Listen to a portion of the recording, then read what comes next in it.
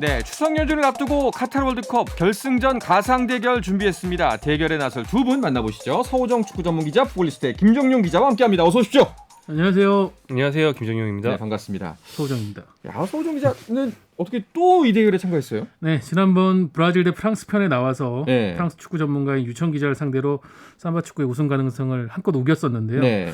이왕 이렇게 된 거 한 팀 더 제가 예상을 하면은 나중에 뭐 브라질이나 잉글랜드 중 하나라도 우승을 하면은 야, 서호정 그 양반 참 신통방통하네. 이런 얘기가 나올 수 있는 좀 밑밥을 깔아야겠다는 생각도 들었고. 둘 다 못 맞추면. 예, 그럼 좀 조용히 그냥 네. 가만히 있는 네. 거죠. 무엇보다 한가위 특집이니까 아. 역시 특대형인 제가 네, 나오는 게 적절하지 풍성합니다. 않나. 예. 네. 자, 김정용 기자도 이 조곤조곤하게 공격하고 반격 잘하거든요. 어떻게 오늘 어떤 마음으로 오셨습니까? 저는 뭐 진짜로 잉글랜드보다는 이제 포르투갈이 앞선다고 생각해서 왔고요. 네. 그다음에 서호정 기자가 무슨 얘기를 하든 사실 저는 좋은 무기가 있어요. 그럴 거면 브라질로 가라. 아, 이렇게 말을 할 수 있기 때문에 네. 뭐 이 말 한 두어 번 정도 하게 되지 않을까 생각이 됩니다. 아껴놓고 있겠습니다. 알겠습니다. 자, 그러면 서호정, 김정용 투정 콤비의 결승전 매치 만나보겠습니다. 아까 뭐 먼저 말씀하셨지만 서호정 기자 가상 대결에 꼭 참전시켜보고 싶다. 브라질이 아닌 이 팀 어떤 팀인가요? 네, 뭐 축구 종주국 잉글랜드죠. 종주국, 종가 뭔가 이 추석과 너무나 잘 어울리는 어떤 표현의 팀이 아닌가 싶은데 약간 가슴이 웅장해진 느낌이 있지만 사실 잉글랜드 축구의 메이저 대회에서 현실은 그렇지 않다는 거. 약간 오늘은 뭔가 잉글랜드를 변호하는 듯한 분위기가 될 것 같습니다. 자, 그렇다면 잉글랜드에 대적할 팀은 어딘가요? 네, 우리와 같은 조라서 또 관심이 굉장히 많이 가는 팀 포르투갈입니다. 포르투갈의 지금 전력이 황금 세대에 가까워요. 근데 이제 선수들은 정말 화려하고 거의 최강행 중에 하나인데 감독이라는 정말 큰 변수가 있어서 네. 뭐 성적이 최고를 쳤다가 정말 바닥을 찍었다가 왔다 갔다 하는 팀이거든요. 네. 그 감독 변수에 대해서 제가 앞으로 얘기를 할 텐데 뭐 여러 가지 얘기로 제가 포르투갈의 우승 가능성 얘기해 볼 수 있을 것 같습니다. 자, 잉글랜드와 포르투갈 사실 이 두 팀이 우승 후보라는 의견에 대해서는 그 누구도 반박을 하지 않을 것 같지만 사실 브라질, 프랑스보다 더? 라는 의구심은 누군가는 제기할 수 있을 것 같아요. 하지만 오늘 두 분이 들려주시는 이야기를 듣고서 아마 판단이 좀 달라질 분들도 있을 것 같습니다. 먼저 그럼 간단하게 좀 간략하게 먼저 짚고 넘어가서 계속 이 얘기를 할 테니까 이 팀을 선택한 이유에 대해서 한 분씩 말씀해 주시죠. 네, 포르투갈 같은 경우는 유럽 축구 마니아들이라면 네. 정말 이 친구도 포르투갈이었어. 맞아. 또 이 선수도 포르투갈이었지 하고 놀랄 정도로 각 포지션마다 세계 최고 선수들이 한 명씩 다 포진해 있는 그런 팀이에요. 다만 이제 말씀하신 것처럼 뭐 프랑스나 브라질, 아르헨티나에 비해서는 좀 더 우리가 우승 후보라는 이미지를 안 갖고 있거든요. 그렇기 때문에 오히려 더욱더 제가 오늘 포르투갈이 왜 강한지, 왜 이제 결승에 올라도 손색이 없는 팀인지를 설명드리는 게 적절하다는 생각이 듭니다. 지금 김정용 기자는 우리가라고 나왔습니다. 벌써 일체가 됐어요. 포르투갈과. 우리라고 그럼 했다. 포르투갈로 기화하세요. 우리가 나왔어요. 어떠십니까, 서호정 기자는? 네, 잉글랜드는 뭐 축구 사적으로도 그렇고 프리미어 리그라는 지금 전 세계 최고의 이 축구 상품을 팔고 있는 뭐 영향력 면에서도 세계에서 가장 중요한 국가라고 할 수 있죠. 다만 저희가 거듭 얘기드리면 월드컵이 유럽 선수권 같은 메이저 대회에서의 성적은 그 위상에 한참 미치지 못합니다. 잉글랜드가 지금 56년 만에 월드컵 우승에 도전하고 있는데 그래서 어떻게 보면 그 희박한 가능성이 조금 더 가치가 있는 게 아닌가 그런 생각으로 저는 약간 모험수에 가깝게 잉글랜드를 뽑아봤습니다. 잉글랜드가 월드컵에서 단 한 번의 우승을 했는데 그게 56년 전인가요? 네, 1966년 자국에서 열렸던 월드컵입니다. 그게 한 이쯤 되면 한 번쯤은 진짜 우승을 할 때가 된 것 같기도 해요. 네, 앞서서 제가 무관의 제왕이라고 거듭 설명을 드렸는데 또 뼈를 때리시는데 뭐 3사자 군단이라는 멋진 별칭이 있지만은 정말 메이저 대회하고는 인연이 많이 드물고요. 네. 66년 월드컵 우승의 주역이었던 뭐 바비 무어, 바비 찰튼, 고든 뱅크스, 뭐 제프 허스트 이런 멤버들 중에서 이미 고인이 된 경우가 절반 가까이 됩니다. 그 정도로 아득한 시절의 이야기다 보니까 처음이자 마지막 월드컵의 어떤 그런 걸 재현할 수 있는 이제는 더 이상 잉글랜드 축구가 리그가 유명해서 유명한 게 아니라 정말 대표팀이 강한 그런 모습을 좀 보여줄 때가 왔습니다. 사실 메이저 대회 성적이 그렇게 썩 좋지는 않았다라고 비판할 수가 있을 것 같은데 근데 이거는 포르투갈도 마찬가지 아닌가요? 네, 근데 포르투갈은 전통적으로 보면 잉글랜드가 뭐 축구 종주국이다, 세계 최고의 리그를 가지고 있다. 그래서 늘 우승 못하는 것에 대해서 좀 비아냥도 사고 그랬던 것과 달리 포르투갈은 애초에 이 팀은 꼭 강해야 된다라는 어떤 당위성은 없어요. 그냥 자국 리그가 잉글랜드만큼 강하지는 않은데 황금 세대가 나오면 정말 상종가를 쳤다가 그게 또 물러나면은 전력이 좀 떨어졌다가 이런 걸 반복해 왔는데 21세기 들어서는 그렇지 않았습니다. 21세기 들어서는 성적을 좀 전력을 유지해 왔고요. 네. 다만 월드컵에서 이 트로피와 인연이 없었기 때문에 우리가 좀 아쉽게 기억을 하는 건데 가장 최근이었던 러시아 대회에서도 16강에서 우루과이에 패배를 했고요. 제 기억하기에 당시에 이제 우루과이 수비수 디에고 고딘이 포르투갈 아주 잘 막아서 당시 KBS 중계에서 그 선수를 사랑스러운 수비수라고 그런 표현을 했던 게 기억이 나는데, 그러니까 좀 쉽다고 생각할 수 있는 그런 고비에서 고비를 잘 맞히는 그런 팀이에요. 하지만 반면 유로에서는 상당히 성적이 좀 좋아서 유로 2016 우승도 했고 유럽 네이션스리그 초대 챔피언이기도 하고요. 사실 뭐 월드컵에서 2006년 4강 진출을 했고 유로에서는 우승 외에도 준우승 1번, 4강 2번까지 오르면서 평균적인 성적은 최근 꾸준히 좋았던 편입니다. 두 팀이 좀 공통점이 좀 많아 보입니다. 사실 우승 전력이 없다는 것도 그렇고 또 공격면에서 확실한 원톱이 존재하는 두 팀이다라고도 말할 수가 있잖아요. 네, 위상 면에서나 전술적인 부분에서나 상당히 영향력이 큰 선수가 양 팀에 있죠. 잉글랜드 같은 경우 해리 케인이라고 할 수가 있겠는데 이 선수는 웨인 루니의 뒤를 이어서 2017년부터 잉글랜드 대표팀 주장을 역임하고 있는데 사실 대표팀의 영향력면은 토트넘과 크게 다르지는 않습니다. 주장 직함을 달고 나선 지난 러시아 월드컵에서는 득점왕에 오르면서 잉글랜드를 4위까지 이끌었었고요. 유로 2020에서도 초반에 부진을 딛고 토너먼트에서 16강, 8강, 4강 연속 득점을 하면서 또 준우승을 이끌었었죠. 그러니까 이번 또 월드컵 예선에서도 해트트릭 1번 그리고 포트트릭 한 경기 4골입니다. 이것도 한 번 기록하면서 총 12골 넣었습니다. 지금 대표팀에서 49골 기록 중인데 지금 최다 득점 기록이 루니에게 이제 4골 차로 따라붙은 상태거든요. 네. 아마 이번 월드컵에서 이 위치가 바뀔 가능성이 높습니다. 그렇죠. 포르투갈도 역시 확실한 원톱이 있죠. 네, 그 포메이션상 전술상 이제 최전방 스트라이커일 때도 있고 아닐 때도 있지만 뭐 이 팀의 주된 득점원이라는 측면에서는 확실한 선수가 있죠. 바로 크리스티아노 호날두인데 호날두는 뭐 대표팀 레벨에서는 해리 케인보다 거의 뭐 한 몇 배 증명을 해온 선수죠. 역사로 보면 A매치 통산 189경기 117골로 남자 축구 전 세계 최다골을 가지고 있는 선수고요. 네. 그다음에 이 선수가 처음 두각을 나타낸 게 2004년 유로 2004 때 대선배인 뭐 피구, 후이코스타 이런 선수들과 함께 호흡을 맞추면서 유로 준우승을 이끌었던 선수인데 18년이 지났죠. 그렇죠. 네, 세계 최고의 어떤 대표팀 무대에서 18년 동안 기량을 유지해온 뭐 우리 세대를 넘어서 축구 역사상 최고의 레전드가 한 명인 거는 그렇죠. 맞습니다. 뭐 예. 밉상일 수는 있지만. 네. 네. 그렇죠. 사실 그때 한국 사람 입장에서는 또 한쪽은 우리 손흥민의 파트너고 한쪽은 노쇼의 주인공이기 네, 때문에 그렇죠. 썩 마음에 가진 않습니다. 그런데 그런 개인적인 평가를 떠나서 감정적인 평가를 떠나서 호날두가 사실 예전만 좀 못하다는 이야기도 많잖아요. 일단 인정해야 돼요. 네. 이걸 제가 반박하면은 네. 제가 진짜 포르투갈 사람이 되어버리는 포르투갈 사람 그렇게 안 할 것 같아요. 네. 네. 케인이 이제 뜨는 해라면 네. 뭐 정상이 이제 정오에 뜬 해라면 포르투갈의 간판 골잡이 호날두는 좀 지는 해라고 볼 수 있겠고 요즘엔 뭐 소속팀 메뉴에서도 주전이 못 돼서 우리가 늘 관심을 갖고 있는데 이 선수가 그 NBA의 르브론 제임스랑 생일이 딱 2개월 차이예요. 르브론 제임스도 요즘 그 컨디션 저하로 예전만 같지 않아서 뭐 더 이상 이제 르브론 제임스 중심의 슈퍼팀이 되냐 마냐 이런 얘기를 하는데 비슷한 시기에 전성기를 보냈던 두 종목의 슈퍼스타가 한 10년 넘게 군림하다가 이제 지고 있는 거거든요. 네. 근데 그동안 포르투갈이 호날두의 함정에 빠져 있었다면 이제는 오히려 호날두의 비중이 줄어든 게 도움이 될 수도 있다. 저는 이렇게 생각합니다. 그렇네요. 네. 그래도 호날두가 월드컵 같은 큰 무대에서 과연 그런 상황을 고분고분 받아들일지 네, 그게 의문인 거죠. 사실은 맨유에서도 문제가 그거 아니겠습니까? 항상 감독보다도 더 위에 있는 위상이 높은 그런 선수로서의 영향력을 보이다 보니까 이번에 임자 제대로 만나가지고 지금 맨유에서도 고전을 하고 있는데 저는 뭐 그런 흐름이 있다고 해도 결국은 호날두가 주역이 되려고 하는 게 팀에 좀 부정적인 영향을 미치지 않을까. 저 말씀에 제가 반박을 하면 네. 서우정 기자랑 토론을 하는 게 아니고 네. 국민 정서에 반하는 행동 하는 꼴이 돼서 지금 상당히 조심스러운데. 제가 그래 던진 거예요. 근데 두 분의 저는 이야기가 모두 수긍이 갑니다. 사실상 호날두 원팀에서 벗어나는 포르투갈이 더 강할 수도 있다라는 것도 수긍이 가고요. 근데 하지만 포르투갈의 인성이 문제가 될 수도 있다. 과연 저기서 가만히 있을 것인가? 그 슈퍼 데스타인 호날두가. 그럼 또 반대쪽 입장에서 보자면은 그 잉글랜드의 득점면에서 보면 또 오히려 이쪽엔 너무 케인한테 득점에 의존하는 것 아닌가라는 지점이 있거든요. 네, 뭐 케인의 위상에 걸맞은 그런 비중이라고 할 수 있겠고, 그래서 상대 팀들도 집중 견제를 하는데 그러다 보니까는 기대치에 비해서 큰 경기, 결정적인 경기에서 좀 침묵한다라는 이미지가 해리 케인에겐 붙어 있죠. 하지만 지난 유로 2020을 기점으로 해서 가레스 사우스게이트 감독도 케인에 대한 좀 상대 집중 마크를 풀 수 있는 그런 전술적 해결 방법을 찾아가고 있는데요. 이 토트넘에서 손흥민 선수와 함께하는 어떤 케인의 움직임이 좀 많은 참고가 됐던 것 같습니다.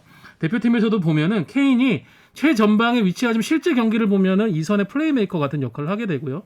그 앞쪽으로 움직이는 라임 스털링이라든가 부카요 사카 이런 발이 빠르고 결정력이 있는 솔로 플레이가 가능한 선수들을 활용하는 공격을 펼치거든요. 그러다가 이제 적절한 상황이 오면은 직접 해결사 본능을 보여주는 게 역시 해리 케인이다.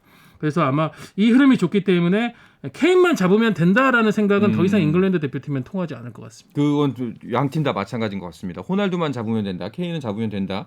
뭐 이런 이야기는 더 이상 통하는 두 팀은 아닌 것 같은데요. 그렇다면은 이 두 선수를 받쳐주는 자원들, 대체할 자원이 얼마나 탄탄한지가 두 팀의 좀 승리의 관건이 되지 않을까 싶어요. 네, 포르투갈이 이 점에서 좋아요. 그러니까 오히려 호날두가 좀 눈치껏 빠져줬으면 좋겠다 싶은 생각이 들 정도로 이 점이 상당히 좋은데 그 김민재 선수가 지금 이탈리아 리그로 가서 우리가 관심을 많이 갖고 있는데 지난 시즌 이탈리아 리그 전체 MVP를 받았던 선수가 포르투갈 국적의 그것도 23살밖에 안 된 유망주였어요. 하파엘 레앙이라는 AC 밀란의 우승을 이끌었던 유망주인데 정말 그 아주 정말 가장 떠오르고 있는 선수 중에 하나거든요. 전 세계 공격수 중에서 이 선수가 포르투갈에서 호날두의 후계자격으로 뭐 두각을 나타내고 있고 또 이제 10대 선수 역대 최고 이적료 기록을 세웠던 주앙 펠릭스라는 선수도 있고요.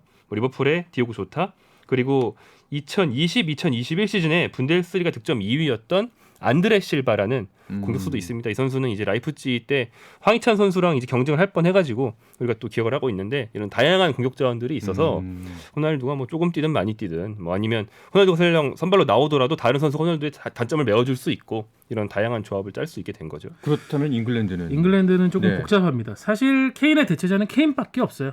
없다는 얘기죠. 전형적인 스트라이크 자원은 지금 AS 로마에 뛰고 있는 타미 아브람 정도가 최근에 계속 소집되고 있는데 사실은 케인의 대체자라기보다는 케인하고 이제 다른 유형의 타깃 스트라이커로 활용하기 위해서 이제 사우스게이트 감독이 뽑고 있는 거고요. 지금 잉글랜드 대표팀은 케인의 좌우에 빠르면서 순간적으로 이제 중앙 이동을 해서 스트라이커 역할을 능히 해줄 수 있는 그런 윙어들을 좀 많이 선호하는 편이거든요. 그런 선수들이 굉장히 많이 뽑힙니다. 앞서 얘기 드렸던 스털링이나 사카 외에도 필 포든, 잭 그릴리시, 제로드 보엔 이런 선수들이 계속 들어오고 있어요. 그래서 제이든 산초 같은 경우도 최근 소속팀 맨체스터 유나이티드에서 활약이 좋기 때문에 아마 월드컵이 되면은 다시 비중이 높아질 가능성이 높고요.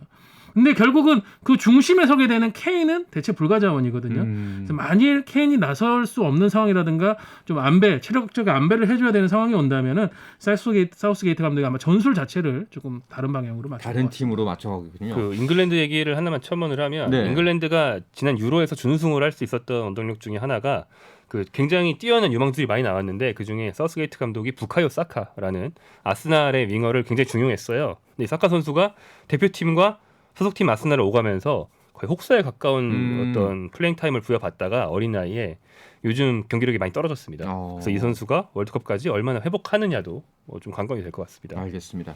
두 팀의 좀 더 자세한 전력 비교는 결승전에 가서 하도록 하고요. 먼저 조별 리그부터 살펴보도록 하겠습니다.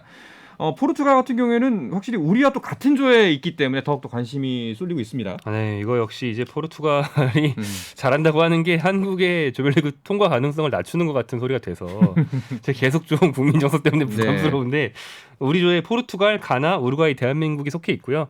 일반적으로 볼 때 이제 포르투갈이 조 1위가 제일 유력하니까 대한민국이 우루과이, 가나를 제치고 조 2위를 노리는 그런 구도로 우리가 보고 있죠. 쉽지 않아 보입니다. 잉글랜드는 B조에 속해 있죠. 네, 이란, 미국, 웨일스인데요. 아마 이 조 추첨 당시에 가장 밝은 표정을 지은 인물 중 한 명이 사우스게이트 감독이 아닐까 싶을 정도로 전체적으로 지금 각조 상황을 본다면 잉글랜드는 포트 A에 속한 팀들 중에서 가장 만족스러운 조편에서 결과를 얻었습니다. 가장 꿀조. 그렇다면 조별리그 통과 같은 경우에는 뭐 두 팀 다 뭐 조리그 그 1위를 노리겠지만 잉글랜드가 좀 더 수월해 보이나요? 네, 행운이 많이 따른 조편성을 잘 활용을 해야죠. 물론 가레스 베일이 버티고 있는 이 웨일스가 라이벌전의 특수성이 있다 보니까 잉글랜드 입장에서는 좀 경기 특수성이 조금 더 강화되겠지만은 객관적 전력 면에서는 여전히 잉글랜드가 우위에 있다고 할 수 있고요. 그 외에 뭐 미국도 뭐 젊은 선수들 중심으로 세대 교체를 완료했기 때문에 역시 도전을 하겠지만은 잉글랜드의 상황에 도전할 수 있을 정도의 전력은 아닙니다. 오히려 뭐 이란 같은 팀들이 뭐 초반부터 굉장히 수비적인 공세로 나온다고 하면 이제 그걸 뚫는 게 좀 변수가 될 수 있겠습니다. 근데 이제 미국 같은 경우에는 우리가 이제 좀 예전 얘기지만 2002 월드컵에서도 네. 우리가 진짜 이기기 힘들 거라고 했던 유럽팀 폴란드, 포르투갈도 이겼는데 미국을 못 이겼었잖아요. 네. 그런 것처럼 대표팀에서 늘 약간 슈퍼스타가 별로 없는 것처럼 보여도 대표팀 경쟁력이 굉장히 강하고 늘 한 월드컵 16강, 8강 정도를 기다릴 수 있는 팀이 미국이에요. 그렇기 때문에 만만하게 볼 수 없고 가레스 베일은 지금은 이제 미국으로 소속팀을 옮겼지만 레알 마드리드 있을 때 레알 마드리드 측 인사들이 너는 웨일즈랑 골프가 레알 마드리드보다 먼저냐 이렇게 공개적으로 불만을 말했더니 베일이 응 맞아라고 했을 정도로 네. 애국심이 정말 강해요. 초인적인 힘이 전 나오는 세계 선수 중 선수입니다. 최고의 애국자죠. 그렇습니다. 네, 네. 정말 뭐 웨일스 대표팀 유니폼만 입으면은 레알 마드리드의 부진은 전혀 상관없이 초인적인 어떤 능력을 발휘를 하고 있으니까요. 네. 뭐 꿀조라고는 했지만 사실상 일종의 그 위험 요인 혹은 변수들을 갖고 있습니다. 뭐 미국 같은 경우에도 그렇고요. 웨일스는 특히나 말씀하셨던 것처럼 라이벌 팀이기 때문에 우리나라 마치 한일전이 연상이 될 수도 있어서 정말 또 초인적인 힘을 낼 수도 있는 거거든요. 쉽지만은 않아 보입니다. 자, 포르투갈 같은 경우에는 H조 우리나라와 함께 조를 이루고 있는데 그 조별리그 일정을 보면은 마지막 경기가 한국 대 포르투갈이에요. 우리로서는 포르투갈이 2연승을 먼저 하고 오는 게 차라리 낫다. 이런 이야기가 나오더라고요. 네, 뭐 일반적으로는 조 최강 팀을 가장 늦게 만나는 팀이 유리하다고 하죠. 포르투갈이 2승을 하고 왔을 경우에 한국과의 경기에서는 토너먼트까지 생각해서 뭐 로테이션 시스템을 가동하고 비주전 선수들을 내보낼 수 있습니다. 네. 그러면 이제 한국이 승점을 딸 가능성이 높아진다는 그런 보관인데 뭐 그런 시나리오가 실현이 되면 좋겠죠. 오늘 제가 말하는 포르투갈 우승 시나리오도 힘이 실리고 네. 대한민국의 16강 진출에도 힘이 실리는 거니까. 알겠습니다. 자, 말씀드렸던 것처럼 두 팀 모두 조 1위를 노릴 텐데 그 1위를 해도 그 이후에 결승까지 가는 길이 결코 쉬운 길만은 아닐 겁니다. 만약에 이 두 팀이 조 1위로 올라온다라고 한다면은 어떤 팀들을 만날 가능성이 높아진가요? 잉글랜드를 먼저 보면은 B조 1위를 차지하면 이제 A조 2위와 16강에 격돌을 하게 됩니다. 현재 대진상으로는 세네갈이나 에콰도르가 유력해 보이는데 뭐 잉글랜드 입장에 아주 부담스러운 상대는 아니고요. 카타르가 어떤 자국 개최, 홈 이점을 등에 업고 돌풍을 일으켜 16강에 온다면 오히려 잉글랜드 입장에 조금 더 고마울 부분도 있을 겁니다. 분명히 전력차가 크거든요.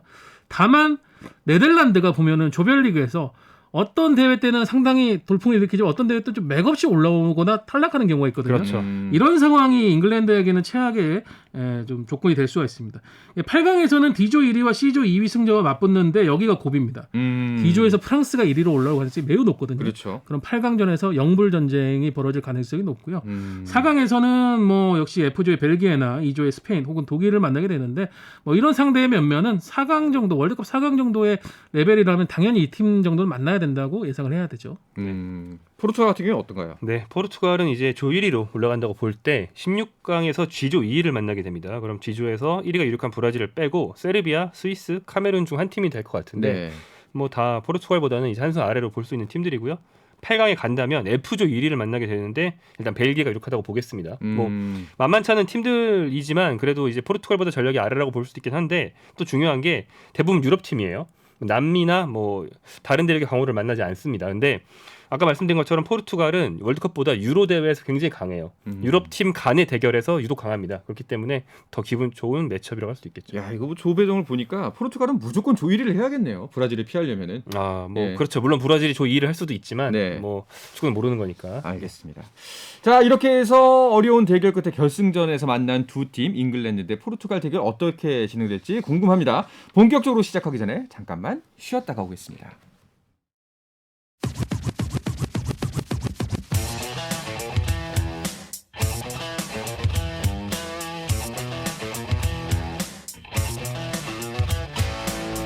짜릿함이 살아있는 시간 한상원의 스포츠 네, 추석 특집 카타르 월드컵 결승전 가상 대결 함께하고 계십니다. 미리 보는 포르투갈 대 잉글랜드의 결승전 김정용 서우정 기자의 편파 방송으로 이어가겠습니다.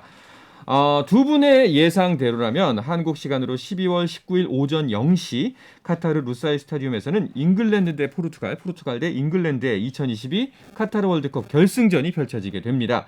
자, 양팀 어떤 라인업으로 서로 맞붙게 될까요?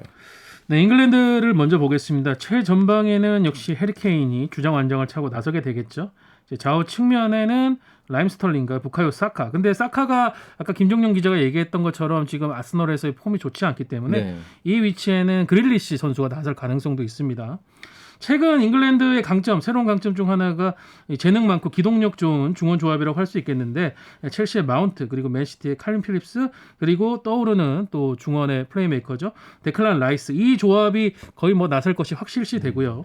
수비 조합은 좀 변화가 있겠지만 중원은 역시 맥가이어와 스톤스 이 센터백 콤비가 유력하고요. 오른쪽도 워커가 유력합니다. 반면 이제 왼쪽 사이드백은 루크 쇼가 될지 트리피어가 될지 상대에 따라서 조금은 변화가 있을 수 있겠고요. 골키퍼는 이제 픽포드 선수가 볼 것으로 보입니다. 알겠습니다. 포르투갈은요? 네, 포르투갈은 뭐 굉장히 예상하기 힘든 팀이긴 합니다. 뭐 선수들이 멀티 포지션 선수가 많아서 하지만 예상을 해보면 최전방에는 일단 디오고 조타, 리버풀의 공격수를 예상을 해보고요. 측면에 아까 말씀드린 세리에아 MVP였던 하파엘 레앙과 크리스티아노 호날두가 뛸 거라고 예상을 해보겠습니다. 미드필더로는 포르투갈의 어떤 중원 터줏대감 베테랑인 무티뉴와 함께 같은 울버햄턴 동료인 후백 네베스 그리고 파리 생제르맹에서 지금 좋은 활약을 가지고 있는 비티니아가 나올 것으로 생각해 볼 수 있고요. 수비수는 센터백의 베테랑 페페 그리고 맨체스터 시티의 후백 디아스. 풀백으로는 현재 세계 최고 풀백 중에 한 명이죠. 맨시티의 칸셀로와 그리고 파리 생제르맹으로 간 멘데스가 나올 수 있을 것 같고 골키퍼는 후이 파트리시오를 일반적으로 예상을 하는데 그러니까 대체적으로 울버햄턴, 파리 생제르맹, 맨체스터 시티 이 세 팀 소속 선수들이 굉장히 많다는 게 특징입니다. 그렇군요. 보통 이런 강국들을 보면요, 그 선수들의 뭐 이제 그냥 우리의 재미거리지만 몸값을 총 더하면 조 단위가 넘잖아요. 양 팀은 어느 정도나 되나요? 잉글랜드 대표팀이 이 분야에서는 이미 우승을 했습니다. 그래요? 네, 네. 뭐 몸값을 하나로 따지면은 1조 5천억 원이 넘거든요. 이게 지금 브라질 대표팀도 화려하다고 하는데 브라질 대표팀보다도 무려 4천억 원이나 더 많습니다. 야. 근데 이 부분은 사실은 프리미어리그의 위상이 준 영향이에요. 프리미어리그고 또 자국리그 선수기 때문에 그만큼 몸값이 더 플러스 요소가 있을 수밖에 없는데 그러다 보니까는 전체적인 선수의 몸값 가치는 뭐 잉글랜드가 사실은 이전 메이저 대회 때도 그렇고요. 대부분 1위는 잉글랜드 대표팀이 차지를 해왔습니다. 네, 늘 그랬습니다. 네. 포르투갈은요? 포르투갈은 이제 잉글랜드만큼은 아니지만 정말 뭐 천문학적인 이적률을 기록한 선수들이 좀 있는데 이를테면 프리미어리그 얘기를 좀 하셨는데 프리미어리그 팀들이 가장 최근 선호한 선수들도 역시나 포르투갈 선수였고요. 뭐 맨체스터 시티의 칸셀로 디아스 같은 수비수들 그리고 올 여름에 이제 황희찬 선수의 소속팀인 울버햄턴이 구단 역대 최고 이적률을 들여서 영입한 미드필더 네베스 선수 같은 경우에도 이제 포르투갈 사람이에요. 뭐 이런 조합들을 볼 수 있겠고 그리고 이제 최근의 경기를 아주 좋지는 않지만 뭐 아틀레티코 마드리드에 있는 주앙 펠릭스 같은 경우에는 앙투안 그리즈만의 이적료가 그대로 이 선수한테 들어갔을 정도로 그리즈만은 지난번 월드컵에서 거의 MVP였던 선수거든요. 예. 그러니까 이런 되게 어린 선수한테도 이 정도 이적료를 쓸 정도로 포르투갈의 공격 자원들은 대체로 뭐 최소한 1,000억 원 이상이 가는 선수들이 즐비하다고 보시면 되겠습니다. 알겠습니다. 자, 그렇다면 이 양 팀 어떤 전략과 전술을 들고 나올 것으로 예상이 되나요? 기본적으로 사우스게이트 감독은 밸런스를 가장 강조하고 있습니다. 4-2-3-1 형태인데 근데 약간 풀백 자원들이 좋기 때문에 이걸 이용한 변형 3백도 좀 가능하거든요. 여기서는 이제 칼 워커 선수가 중요한 역할을 하게 되는데 그러면 맥과이어, 스톤스, 칼 워커 이런 변형 3백 형태로 나서게 되고 그 위쪽을 전진시켜가지고 조금 더 공격적인 측면 가동을 할 수가 있겠습니다. 최근에 뭐 라이스라든가 캘빈 필립스 이 조합이 사실 지난 유로 2020에서 잉글랜드 대표팀의 히트 상품이었습니다. 이쪽 중원 조합에서의 구성을 탄탄하게 하면서 전방으로 전환되는 플레이를 이 선수들 기점 역할을 상당히 잘해줬거든요. 네. 그래서 이런 선수들의 활약, 밸런스를 중심으로 해서 탄탄하게 딜을 하면서 해리케인을 이용하는 한방들 이런 걸 노릴 수 있다는 점에서 실용적인 축구, 실리적인 축구가 가능할 것으로 보입니다. 그렇다면 포르투갈은 어떨까요? 네, 포르투갈은 일단 전력상의 포인트는 사실 어디에 초점을 두느냐에 따라서 굉장히 많이 달라지는데 네. 제가 아까 말씀드린 예상 베스트 11에 그 맨체스터 유나이티드의 굉장히 스타 미드필더인 브루노 페르난데스가 없었어요. 그러니까 제가 구상한 전술로는 페르난데스가 빠져야 됩니다. 근데 페르난데스가 사실은 세계에서 손꼽히는 스타 미드필더거든요. 그러니까 이런 선수가 들어오면 전술이 완전 바뀔 수 있고 오히려 좀 호사다마라고 해야 될까요? 좋은 선수가 너무 많아요. 그렇기 때문에 그중에 11명을 어떻게 뽑고 어느 자리에는 유명한 선수를 눈물을 머금고 빼서 좀 실속파 희생해줄 수 있는 마당새형 선수를 넣느냐 이것에 대해서 전술적 변화가 상당히 클 것으로 보이는데 기본적으로는 이 전제는 모든 포지션에 세계 최고급 선수들이 포진해 있다. 뭐 아마 잉글랜드랑 비교해 볼 때 원톱 케인 자리만 잉글랜드가 앞서고 나머지 모든 포지션은 포르투갈이 앞서지 않나 생각이 듭니다. 일단은 뭐 공격력은 그렇다 치더라도 이제 수비에 대한 좀 관심사도 있는데 그 양 팀의 수비 전술 장점은 어떤 것에 있나요? 네, 뭐 앞서서 말씀드렸다시피 되게 유기적인 그런 전환을 할 수 있는 그런 자원들이 잉글랜드는 좀 많이 갖춰져 있고요. 기본적으로 이제 공격에 나아가더라도 뒤쪽에 이제 3명의 선수를 배치시키면서 조금 더 안정적으로 가져가려고 하는 게 사우스게이트 감독의 전략입니다. 거기다가 또 맥가이어나 스톤스 같은 경우에는 맨마킹도 상당히 강하고 뒤쪽에 픽포드 같은 경우도 사실은 메이저 대회에서는 좀 미친 듯한 활약을 펼치기도 하거든요. 그래서 그런 부분들이 잘 이루어진다고 하면은 잉글랜드 대표팀이 실점을 하지 않는 그런 실리적인 경기 운영을 토너먼트에서 계속 이어나갈 거고 그런 부분들이 실제로 지난 러시아 월드컵이라든가 작년에 열렸던 유로 2020에서도 보여줬습니다. 빅포드 선수는 퇴장도 잘 당하고 PK도 많이 줍니다. 자, 그렇다면 와 좋습니다. 포르투갈은 그럼 어떤가요? 아 근데 수비는 이제 포르투갈의 수비를 분석하기보다는 잉글랜드랑 비교를 하면 좋을 것 같은데 네. 그 세계에서 제일 몸값 비싼 선수를 많이 가지고 있는 맨체스터 시티가 포백이 딱 잉글랜드 2명, 포르투갈 2명으로 구성돼 있거든요. 센터백을 보면 잉글랜드의 스톤스, 포르투갈의 후벤 디아스가 있는데 보통 디아스가 스톤스보다 잘한다고 많이들 얘기해요. 그리고 풀백은 포르투갈의 칸셀로, 잉글랜드의 워커가 있는데 워커가 좀 하향세예요. 칸셀로가 워커보다 잘합니다. 그러니까 포르투갈이 잉글랜드보다 잘한다. 이런 얘기가 되는 거죠. 이 의견에 동의하시나요? 뭐 동의하죠. 근데 네. 대표팀이라는 건 결국 결집할 수 있는 힘, 뭐 이런 부분도 중요하거든요. 잉글랜드 대표팀은 사실 지금 튀는 선수가 그렇게 없습니다. 예, 뭔가 팀워크를 호날두 공격. 예, 팀워크를 해칠 수 있는 제가 누구라고 얘기를 하지 않았습니다. 포르투갈의 누구라고 얘기하지는 않았지만 잉글랜드 대표팀은 팀워크를 해치는 선수가 없기 때문에 최근에 국제 대회에서 점점 성적이 좋아지고 있거든요.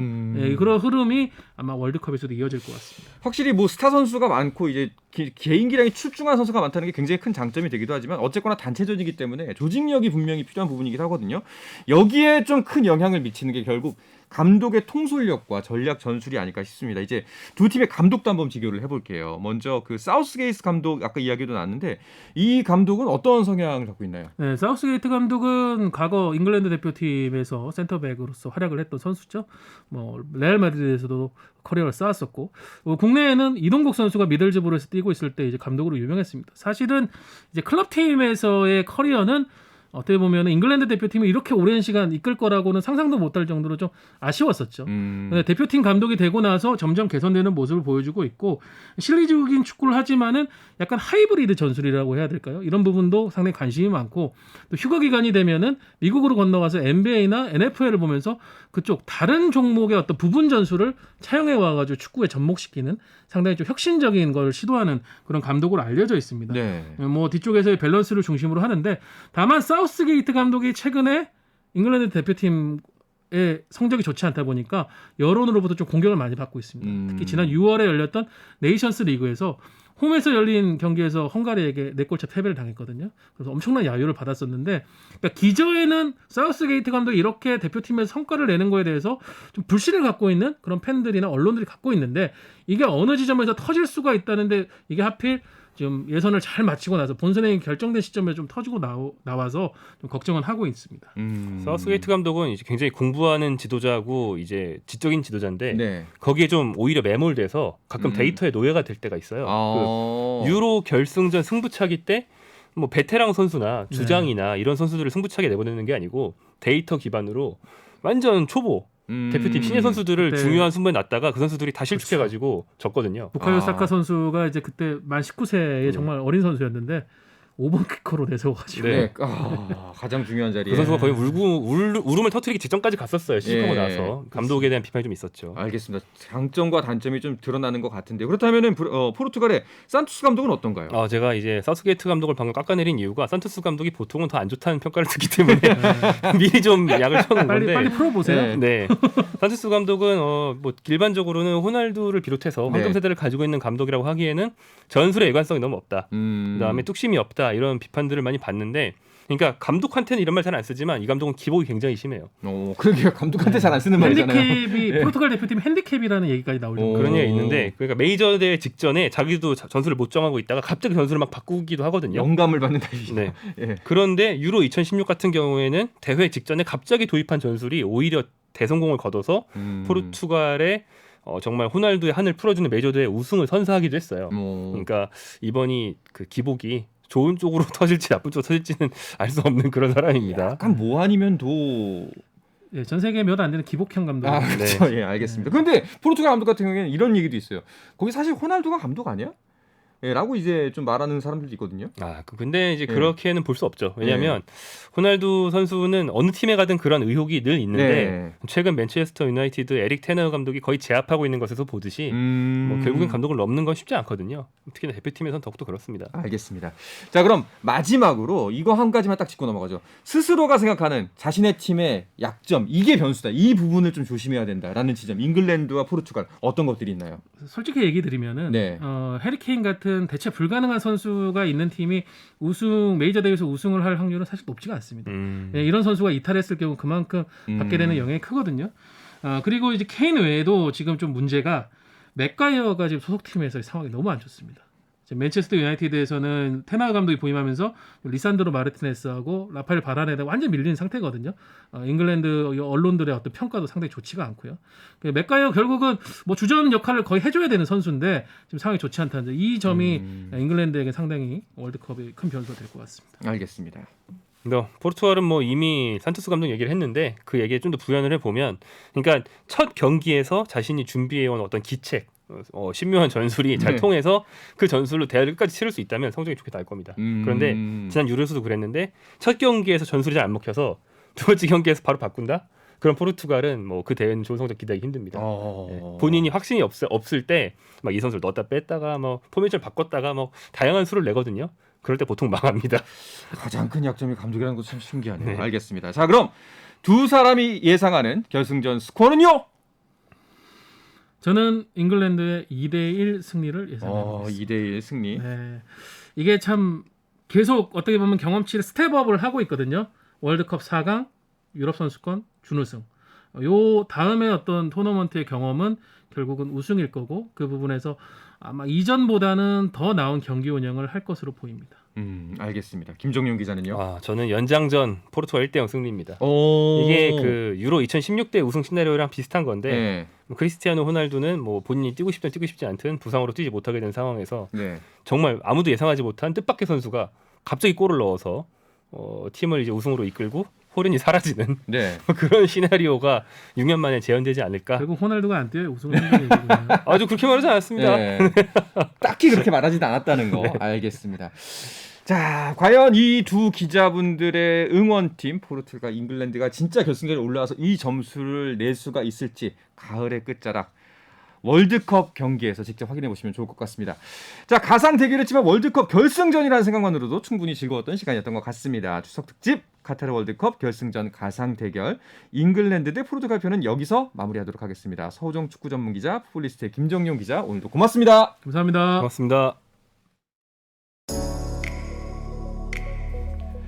네, 추석 연휴 동안 스포츠는 쉬어갑니다. 저는 13일 화요일 저녁 8시 30분에 다시 돌아오겠습니다. 아나운서 한상원이었습니다. 스포츠!